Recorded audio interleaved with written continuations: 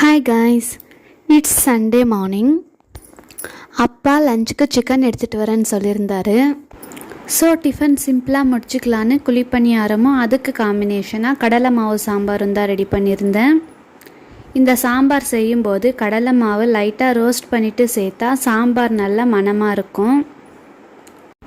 சமைக்கும்போது நாம் இன்றைக்கி நல்லா டேஸ்ட்டாக சமைக்கணும்னு பார்த்து சமைக்கிற அன்றைக்கி தான் எக்ஸ்பெக்ட் பண்ண அளவுக்கு டேஸ்ட் வராது. பட் ஏனோ தானோ சமைக்கிற அன்றைக்கி டேஸ்ட் நல்லாவே வரும். நான் இதை நிறைய நாள் எக்ஸ்பீரியன்ஸ் பண்ணியிருக்கேன். உங்களில் யாருக்காவது இப்படி நடந்திருந்தால் கமெண்டில் ஷேர் பண்ணிக்கோங்க.